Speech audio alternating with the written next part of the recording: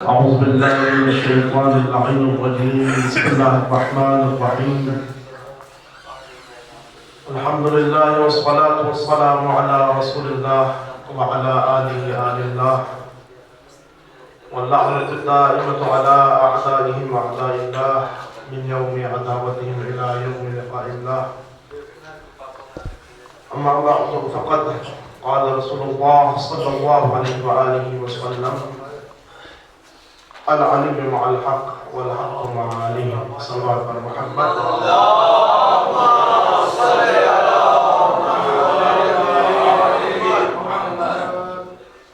آج ہم جس مناسبت سے یہاں بیٹھے ہوئے ہیں خدا حقیقت جشن امیر المؤمنین علیہ السلام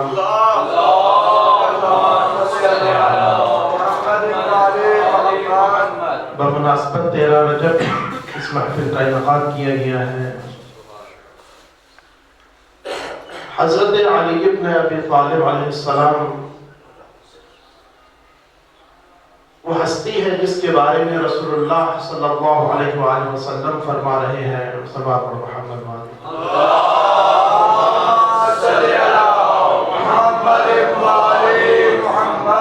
فرماتے ہیں اگر کوئی شخص علی سے محبت رکھتا ہو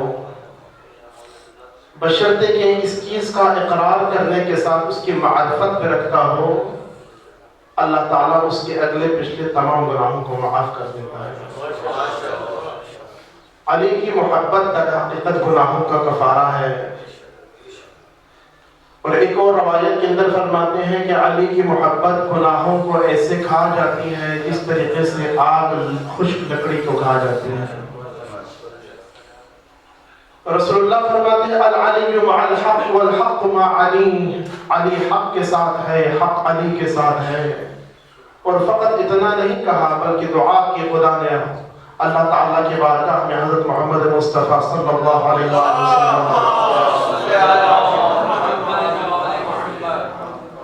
فرمایا پروردگار حق کو اس طرف موڑ دینا جس طرف علی ہو. اور ایک اور روایت کے اندر ہے کہ حضرت عبداللہ ابن مسعود رسول اللہ کے بارگاہ میں حاضر ہوتے ہیں. حاضر ہونے کے بعد فرماتے ہیں کہ یا رسول اللہ ارنی الحق، مجھے حق دکھائیے، میں حق دیکھنا چاہتا ہوں. اس وقت رسول اللہ صلی اللہ علیہ وآلہ وسلم فرماتے ہیں کہ آپ اس حجرے کے اندر داخل ہو جائیے.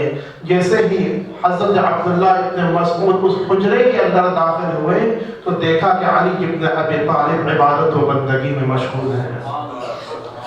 حضرت عبداللہ ابن مسعود کو سمجھ نہیں آیا کہ رسول اللہ فرمانا کیا چاہ رہے ہیں.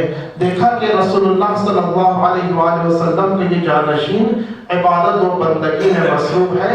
نماز سے مشغول ہونے کے بعد حضرت علی ابن ابی طالب نے اپنے ہاتھوں کو ہوا میں لہرایا، خدا کے بارگاہ میں ہاتھوں کو بلند کر کے دعا فرما رہے ہیں کہ پروردگارا اللہم بحق نبیک و عبدک اغفر لشیعتی. پروردگارا تجھے واسطہ ہے محمد مصطفیٰ جیسے عبد کا اور محمد مصطفیٰ جیسے نبی کا کہ ان کے وسیلے سے میرے شیعوں کی مغفرت فرمانا. یہ دعا سنتے ہیں، سن کر حضرت عبداللہ ابن مسعود واپس آتے ہیں. جب واپس آتے ہیں تو دیکھتے ہیں کہ حضرت محمد مصطفیٰ صلی اللہ علیہ وآلہ وسلم مشغول عبادت ہے اور ہاتھوں کو ہوا میں لہرا کر یہی دعا کر رہے ہیں کہ اللہم بحق ولیک وعبدک اغفر لامتی. پروردگارا تجھے واسطہ ہے میرے ولی علی ابن ابی طالب کا اور تیرے عبد کا کہ اس کے وسیلے سے میرے امت کی مغفرت فرما.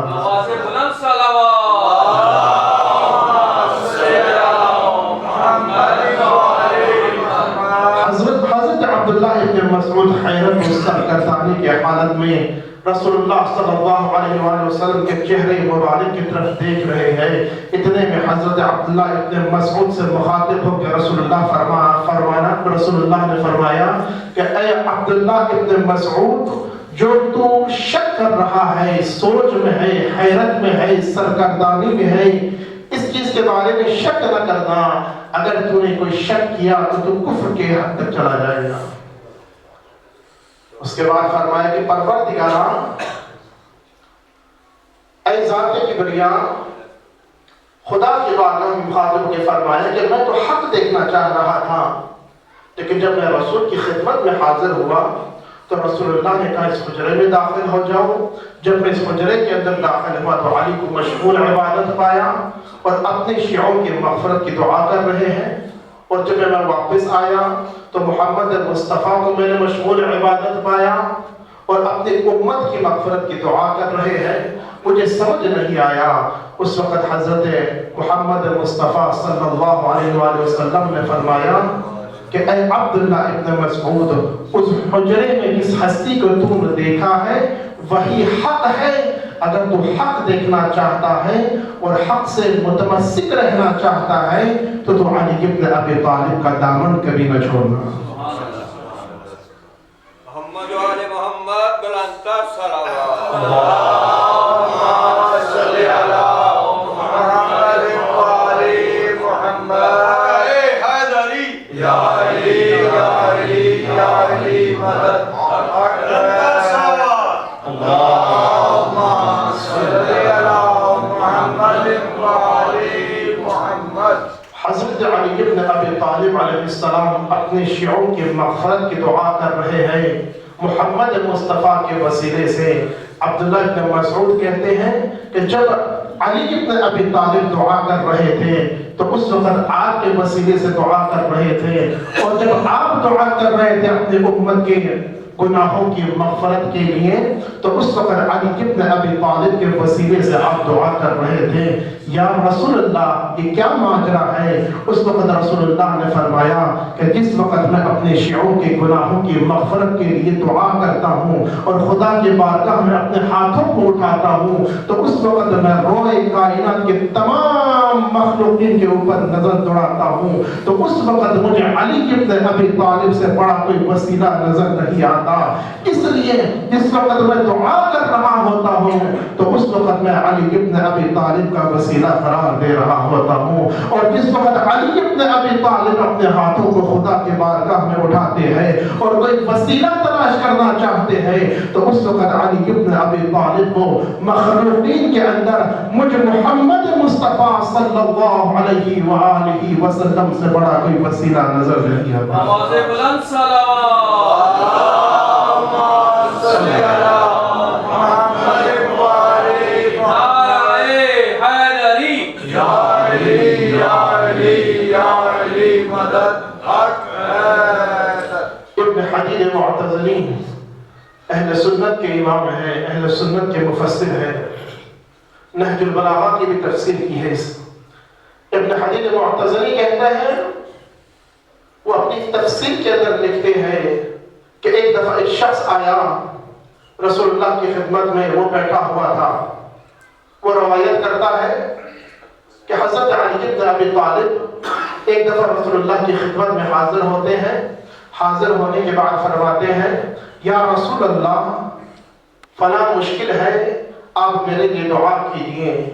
یہ کہنا تھا حضرت محمد مصطفیٰ صلی اللہ علیہ وآلہ وسلم مشغول عبادت ہوتے ہیں، 2 رکعت نماز ادا کرتے ہیں، 2 رکعت نماز ادا کرنے کے بعد خدا کے بارگاہ میں ہاتھوں کو اٹھاتے ہیں، ہاتھوں کو اٹھا کر دعا کرتے ہیں اللہم اغفر لعلی، پروردگارا تجھے علی ابن ابی طالب کا واسطہ قرار دے کر تجھ سے دعا کرتا ہوں کہ علی ابن ابی طالب کی مشکل کو برطرف کر دے۔ اس وقت وہ شخص سوال کرتا ہے کہ آپ علی ہی کے لیے دعا کر رہے ہیں اور علی ہی کو وسیلہ قرار دے رہے ہیں؟ تو اس وقت حضرت محمد مصطفیٰ نے یہی جواب دیا کہ جب میں کسی شخص کے لیے دعا کرتا ہوں تو اس وقت میں روئے کائنات کے تمام مخلوقین کے اوپر ایک نظر دوڑاتا ہوں تو مجھے علی سے بڑا کوئی وسیلہ نظر نہیں آتا، اسی لیے میں علی ابن ابی طالب کے لیے دعا کر رہا ہوں اور علی ہی کو وسیلہ قرار دے رہا ہوں۔ یہ ہے مقام علی اور یہ ہے عظمت علی۔ اور حضرت محمد مصطفیٰ اور حضرت علی مرتضیٰ وہ ہستی ہے جنہیں آدم کی خلقت سے بھی روایت کے اندر ہے کہ 4,20,000 سال پہلے اللہ تعالیٰ نے ان کے نور کو اپنے نور عظمت سے خلق فرما دیا تھا۔ روایت کے اندر ہے اصول کافی کے اندر اللہ تعالیٰ نے آدم کے خلق کرنے سے پہلے خدا نے ان کے نور کو اپنے نور سے خلق فرما دیا اور ہزارہا سال یہ نورانی مخلوق خدا کے بارگاہ میں سجدہ ریز رہے، عبادت و بندگی میں مشغول رہے، اور رسول اللہ صلی اللہ علیہ وآلہ وسلم کا نور، علی بن ابی طالب کا نور، فاطمہ الزہرا کا نور، حسن مجتبی کا نور اور حسین مظلوم کربلا کا نور مشغول میں عبادت رہے، سجدہ و سجود میں مشغول رہے، آسمان کے اندر سجدہ و سجود میں مشغول رہے۔ اس وقت اللہ تعالیٰ ان کے نور کو دیکھ رہا تھا اور اللہ تعالیٰ یہی فرما رہے تھے کہ انت المرید والمراد، تو ہی میرا مرید ہے اور تو ہی میرا مراد ہے۔ مراد اس لیے ہے کہ میں نے تیرے نور کو اپنے نور سے خلق کرنے کا ارادہ کر لیا ہے، اور مرید تو اس لیے ہے کہ تو نے میری بارگاہ میں میرے سامنے سجدے کا ارادہ کر لیا ہے۔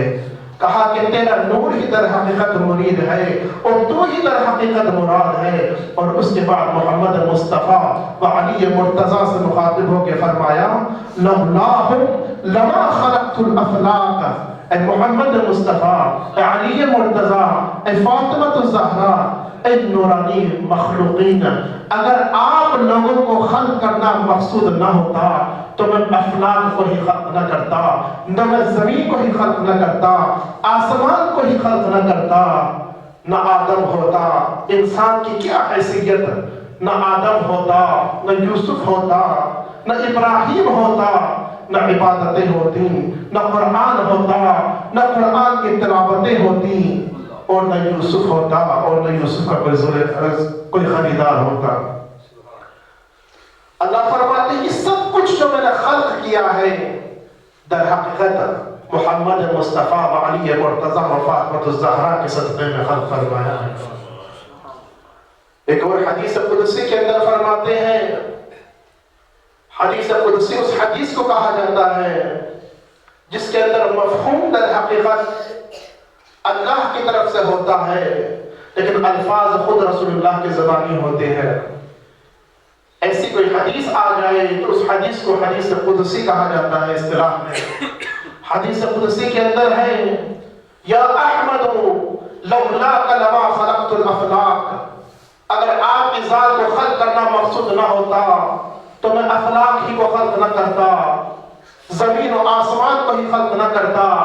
وَلَوْلَا عَلِيٌّ لَمَا خَلَقْتُكَ، اور اگر علی کی ذات کو خلق کرنا مقصود نہ ہوتا تو اے محمد مصطفیٰ میں آپ کی ذات کو بھی خلق نہ کرتا۔ اور اس کے بعد فرمایا وَلَوْلَا فَاطِمَةُ لَمَا خَلَقْتُكُمَا، اور اگر فاطمہ کی ذات کو خلق کرنا مقصود نہ ہوتا تو اے محمد نہ میں تجھے خلق کرتا نہ علی کو خلق کرتا۔ محمد و آل محمد صلوات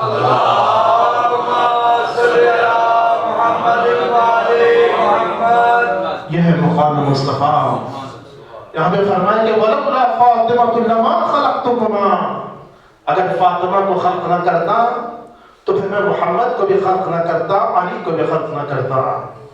علماء کرام فرماتے ہیں ایسی حدیث کو حدیث غایت کہا جاتا ہے کہ یہاں پر اللہ کی طرف سے ایک ہدف اصلی کو مقصود رکھتے ہوئے اس حدیث کو بیان کرنا چاہ رہا ہے کہ یہاں پر اصل جو مقصد ہے وہ مقصد ہدایت ہے۔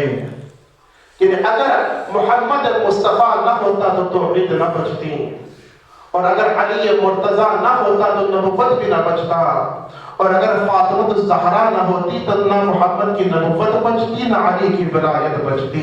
لہذا اس جہد کو مد نظر رکھتے ہوئے، اس ہدف و غایت کو مد نظر رکھتے ہوئے فرما رہے ہیں کہ اگر فاطمہ نہ ہوتا تو ہدایت ہی نہ ہوتی۔ لہذا یا محمد مصطفیٰ جو مقصد تھا آپ کو خلق کرنے کا، اس وہ مقصد ہی رائگاہ ہو جاتا، وہ مقصد ہی فنا ہو جاتا۔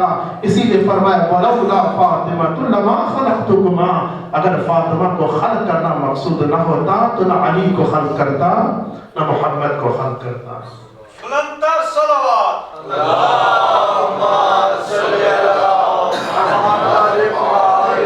محمد۔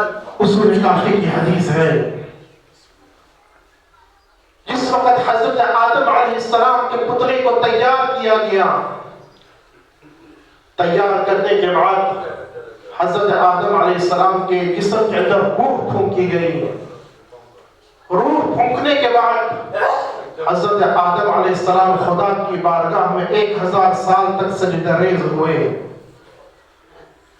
اس کے بعد حضرت آدم علیہ السلام خدا کی بارگاہ میں مخاطب ہو کے فرماتے ہیں کہ اے ذات کبریا، آیا مجھ سے پہلے کسی مخلوقین کو خلق کیا ہے؟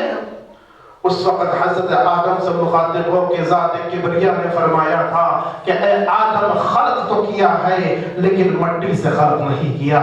میں نے اپنے نور عظمت سے کچھ ہستیوں کو خلق فرمایا ہے.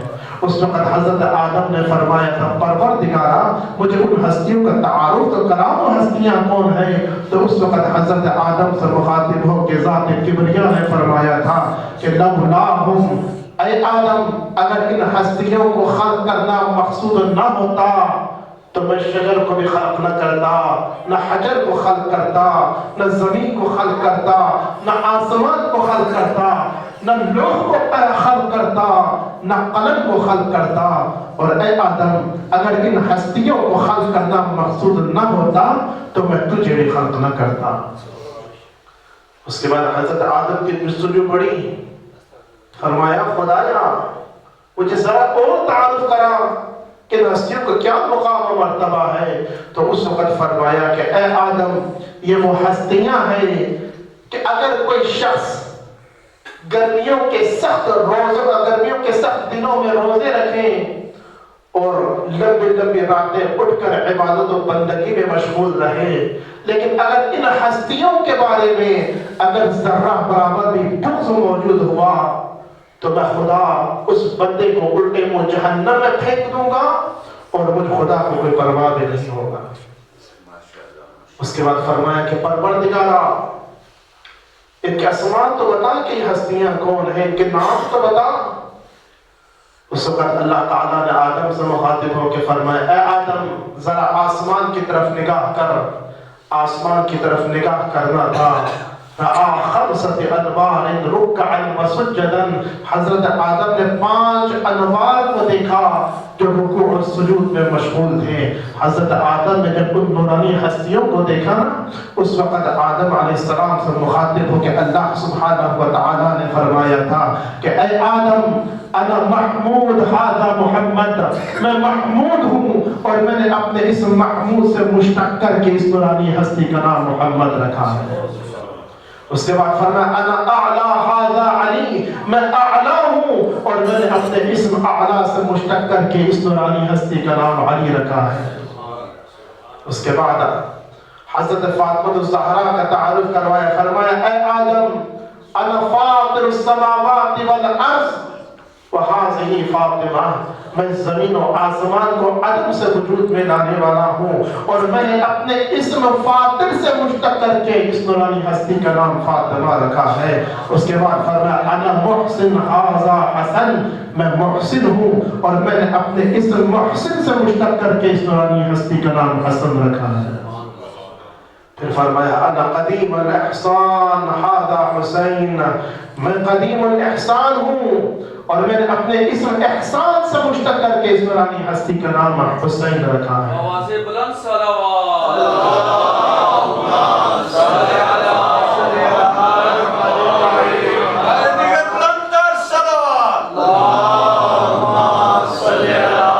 محمد.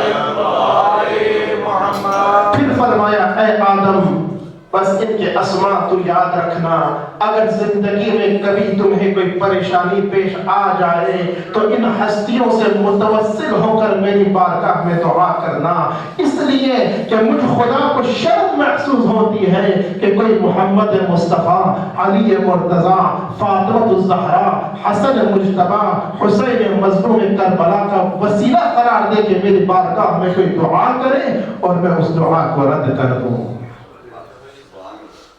اور روایت کے اندر ہے کہ جس وقت حضرت آدم علیہ السلام کو مشکل پیش آئی تو اس وقت حضرت آدم علیہ السلام نے جن کلمات کو وسیلہ قرار دیا وہ کلمات ہی محمد وآل محمد کے اسماء تھے.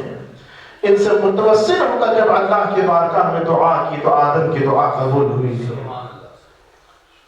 تو یہ وہ ہستیاں ہیں کہ جن کے نور کو اللہ تعالیٰ نے قبل خلقت حضرت آدم لاکھوں سال پہلے خلق فرما دیا ہے، لیکن مصلحت خداوندی کے مطابق 13 رجب کو علی مرتضیٰ کی ولادت بظاہر یہاں پر ہوتی ہے۔ جس وقت ولادت کا وقت قریب ہوتا ہے، حضرت فاطمہ بنت اسد اپنے گھر سے باہر نکلتی ہے، نکل کر خانہ کعبہ کا طواف کر رہی ہوتی ہے۔ جس وقت خانہ کعبہ کا طواف کر رہی ہوتی ہے، اس وقت خدا کے بارگاہ میں دعا کر رہی ہے۔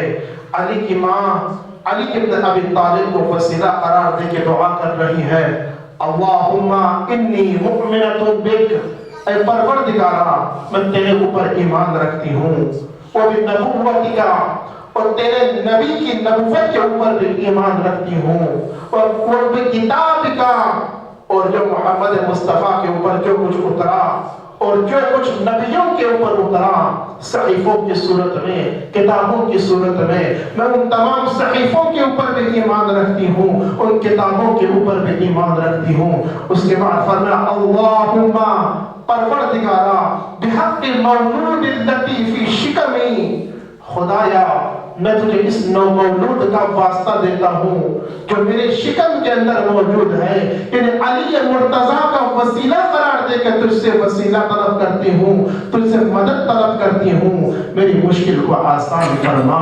جس وقت خانہ کعبہ کا طواف کر رہی تھی، خانہ کعبہ کے چادر کو پکڑ کے دعا فرما رہی تھی، اس وقت ایک دم روایت کے اندر ہے کہ دیوار کعبہ شق ہو جاتی ہے۔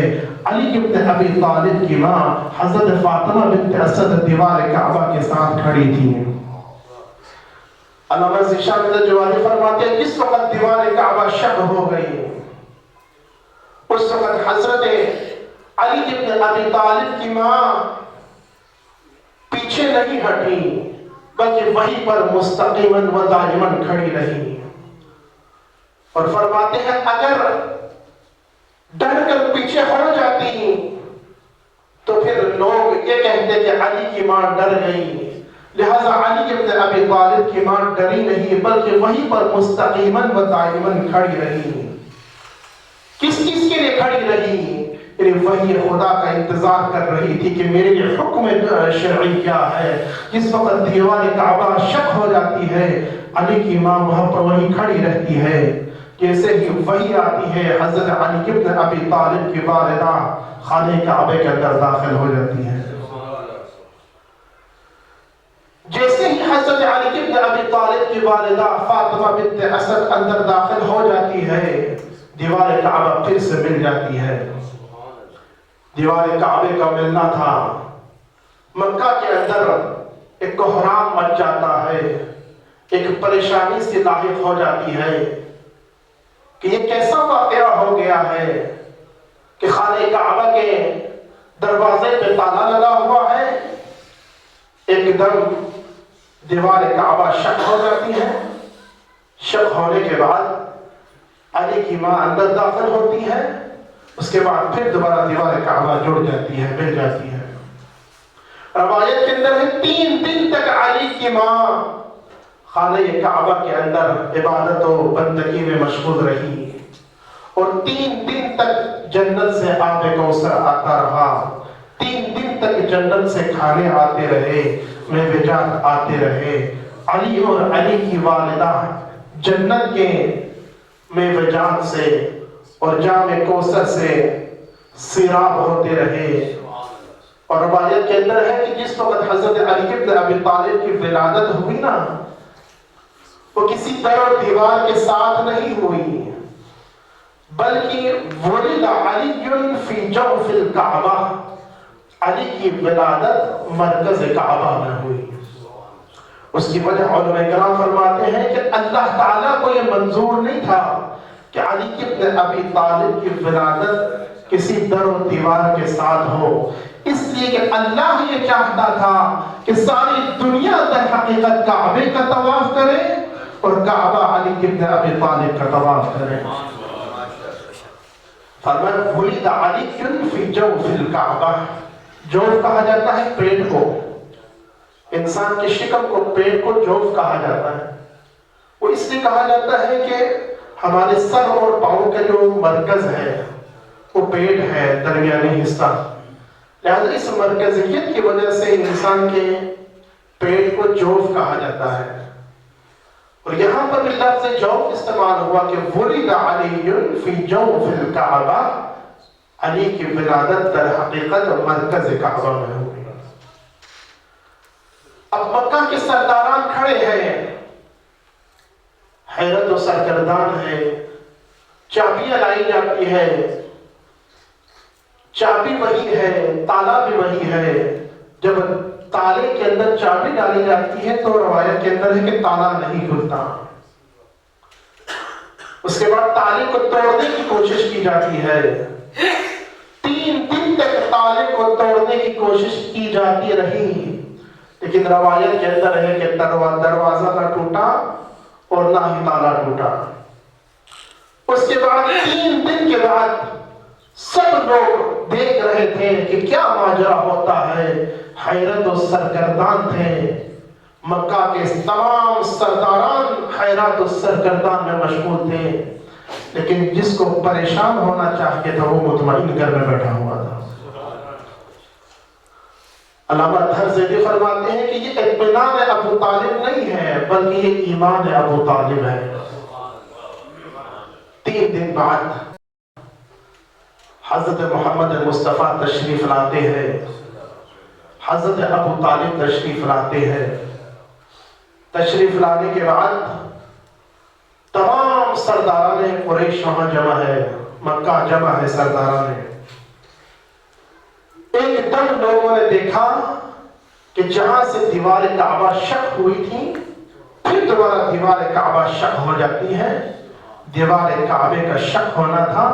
حضرت علی ابن ابی طالب کی ماں اپنے بیٹے کو ہاتھوں میں اٹھائے ہوئے جہاں سے اندر داخل ہوئی تھی وہیں سے پھر دوبارہ باہر آ رہی ہے۔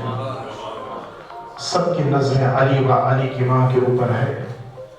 حضرت محمد مصطفیٰ آگے بڑھتے ہیں، بڑھ کر فرماتے ہیں کہ اے چچی جان، میرے بھائی کو میرے حوالے کیجئے۔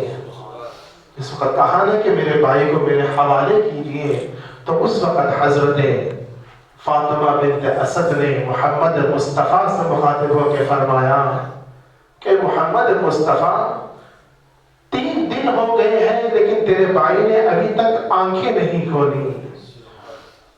فرمایا چچی جان ذرا میرے حوالے تو کیجئے۔ جس وقت حضرت علی ابن ابی طالب حضرت محمد مصطفیٰ کے ہاتھوں میں آئے تو ایک دم سے حضرت علی مرتضیٰ نے آنکھیں کھولی، تو اس وقت علی مرتضیٰ سے مخاطب ہو کے حضرت محمد مصطفیٰ فرماتے ہیں کہ اے علی ابن ابی طالب 3 دن سے ابھی تک آنکھیں کیوں نہیں کھولی تھی؟ تو اس وقت حضرت علی ابن ابی طالب نے حضرت محمد مصطفیٰ سے مخاطب ہو کے فرمایا کہ یا رسول اللہ، میں نہیں چاہتا تھا کہ جس وقت میری ولادت ہو اس دنیا کے اندر تو میں کعبے کے اندر موجود بتوں کے اوپر میری پہلی نگاہ جائے۔ میں چاہتا تھا سب سے پہلے اس روئے کائنات پر، اس روئے دنیا کے اندر میں آپ کے وجود مبارک کی چہرے کی زیارت کروں۔ یہ کہنا تھا۔ حضرت محمد مصطفیٰ نے علی مرتضیٰ سے فرمایا کہ یا علی، اگر تو نے اپنی پہلی نظر کے لیے مجھ محمد مصطفیٰ کا انتخاب کیا ہے تو میں اپنے علم نبوت کے لیے، حکمت نبوت کے لیے تجھ علی مرتضیٰ کا انتخاب کرتا ہوں۔ اس کے بعد حضرت علی ابن ابی طالب کے منہ مبارک میں اپنی زبان مبارک دی، زبان مبارک کا دینا تھا۔ حضرت علی ابن ابی طالب سے مخاطب ہو کے فرمایا کہ یا علی، کچھ سنانا چاہتے ہو؟ اس وقت کہا نا کہ کچھ سنانا چاہتے ہو، تو اس وقت روایت کے اندر ہے کہ 3 دن کا علی اپنی ننھی ننھی زبان زبان سے یہی بول رہے تھے کہ یا رسول اللہ جو کچھ سننا چاہتے ہیں میں سنانے کے لیے تیار ہوں، توریت اگر سننا چاہتے ہیں میں توریت سنانے کے لیے تیار ہوں، زبور اگر سننا چاہتے ہیں میں زبور سنانے کے لیے تیار ہوں۔ اس کے بعد توریت کی کچھ آیتیں پڑھی، زبور کی کچھ آیتیں پڑھی، آسمانی صحف کی کچھ آیتیں پڑھی اور قرآن کے سورہ مومنین کی تلاوت کی۔ تلاوت کرنے کے بعد فرمایا کہ یا رسول اللہ صلی اللہ علیہ وآلہ وسلم اگر کچھ اور بھی سننا چاہتے ہیں تو میں سنانے کے لیے تیار ہوں۔ اس وقت رسول اللہ صلی اللہ علیہ وآلہ وسلم نے فرمایا کہ اے کاش آج شیش نبی موجود ہوتے، آج آدم موجود ہوتے، آج موسیٰ موجود ہوتا، آج عیسیٰ موجود ہوتا، آج ابراہیم موجود ہوتے تو تمام آسمانی کتابوں کے جو وارثین ہیں وہ خود گواہی دیتے کہ علی ابن ابی طالب نے ہم سے بہتر ہماری کتابوں کو سمجھا ہے۔ اس کے بعد حضرت علی ابن ابی طالب کو حضرت ابو طالب نے اپنے دامن میں لیا، اپنے سینے سے لگایا، سینے سے لگا کر حضرت ابو طالب علیہ السلام اپنے گھر کو چل دیے۔ جس وقت گھر کی جانب جانے لگے نا، اس وقت سرداران مکہ کھڑے ہو جاتے ہیں، کھڑے ہو کے فرماتے ہیں یا اے ابو طالب، آپ کو مکہ کی رسم معلوم نہیں ہے کہ جب بھی کسی بچے کی پیدائش ہوتی ہے تو اسے اس پتھر کے اوپر لٹا دیا جاتا ہے اور اس کے بعد ایک اژدہا چھوڑا جاتا ہے۔ اگر وہ اژدہا اس بچے کو اگر نقصان پہنچائے تو اس کا مطلب ہے کہ یہ بچہ اس کے اندر نقص ہے، لیکن اگر کوئی نقصان نہ پہنچائے تو اس کا مطلب یہ ہے کہ یہ بچہ حلالی ہے۔ ابو طالب کے اندر کیا اضطراب ہونا تھا، حضرت ابو طالب نے فوراً اس پتھر کے اوپر علی ابن ابی طالب کو لٹا دیا۔ علی ابن ابی طالب کو لٹانا تھا، اس اژدہے کو چھوڑا دیا۔ اژدہے کو جب چھوڑا گیا تو اس وقت پیٹھ سے حضرت علی ابن ابی طالب کا طواف کرنا شروع کیا۔ پاؤں کی جانب طواف کرتے کرتے علی ابن ابی طالب کے چہرے کے قریب آ رہے تھے، اتنے میں حضرت علی ابن ابی طالب نے اپنے ننھے ننھے ہاتھ باہر نکالے، اژدہے کے منہ سے پکڑا، پکڑنے کے بعد اژدہے کو دو حصوں میں تقسیم کر دیا۔ جس وقت اژدہے کو دو حصوں میں تقسیم کر دیا تو اس وقت لوگ حیران و سرگردان ہوتے ہیں، پریشان ہو جاتے ہیں، اور حضرت ابو طالب نے حضرت علی ابن ابی طالب کو پھر اپنے سینے سے لگایا اور گھر کی جانب چل دیے۔ جس وقت گھر کی جانب جانے لگے تو اس وقت سرداران مکہ پھر کھڑے ہو جاتے ہیں اور کہتے ہیں کہ اے ابو طالب، اس نے تو پیمانہ ہی بدل دیا ہے، اس نے تو پیمانہ ہی ختم کر دیا ہے، اژدہے کو دو حصوں میں تقسیم کر دیا ہے۔ اب کیسے معلوم ہوگا کہ آج کے بعد جن کی پیدائش ہوگی وہ کیسے معلوم ہوگا کہ حلالی ہے یا حرامی ہے؟ تو اس وقت روایت کے اندر ہے ابو طالب نے علی ابن ابی طالب کو سینے سے لگایا، گھر کی جانب جا رہے تھے اور زبان پہ یہی الفاظ تھے کہ آج کے بعد پیمانہ بدل گیا ہے، جس کے دل میں علی سے محبت ہوگی وہ حلالی ہوگا اور جس کے دل میں علی سے بغض ہوگا وہ حرامی ہوگا۔ نعرہ حیدری، یا علی یا علی یا علی مدد، آواز بلند صلوات، اللہم صلی علی اللهم صل على محمد وآل محمد، اللهم صل على محمد وآل محمد۔ خدایا ہماری قریب عبادت کو اپنی بارگاہ میں قبول و منظور کر، محمد وآل محمد کے نقش قدم پر چلنے کی توفیق عطا فرما، سیرت زہرا مرضیہ سلام اللہ علیہا کو اپنانے کی توفیق عطا فرما۔ خدایا تمام مریضوں کو صحت و تندرستی عطا فرما، خصوصاً خواجہ شاہ صاحب سخت مریض ہیں، ہاسپٹل میں ایڈمٹ ہیں، شاہ صاحب کی صحت و سلامتی کے لیے دعا گو ہے۔ پروردگار بحق بیماری سے استاد دین اور جہاں شاہ صاحب کو صحت و تندرستی عطا فرما۔ اس کے علاوہ دیگر جو بھی مریض ہیں، حاضرین محفل کے جتنے بھی خاندان کے مریض ہیں، تمام مریضوں کو صحت و تندرستی عطا فرما، جو مقروض ہیں ان کی قرضوں کو عطا فرما، جو بے اولاد ہیں انہیں اولاد صالح اولاد نبی عطا فرما، جو پریشان حال ہیں ان کی پریشانیوں کو دور فرما۔ حاضرین محفل کے تمام شرعی حاجتوں کو پورا فرما، بالخصوص والی محفل کے تمام جتنے بھی شرعی حاجتیں ہیں تمام شرعی حاجتوں کو پورا فرما، ان کے رزق میں برکت اور وسعت عطا فرما، ان کے کاروبار میں وسعت عطا فرما، ان کے والد گرامی کو جنت الفردوس میں جگہ عنایت فرما، خدایا ان کے تمام مرحومین کو قریب رحمت فرما، محمد وآل محمد کی شفاعت نصیب فرما، ان کی خدمات و زحمات کو اپنی بارگاہ میں قبول منظور فرما، ربنا تقبل منا انك انت السميع العليم، آمین آمین یا رب العالمین، صلوات پر محمد و آمین.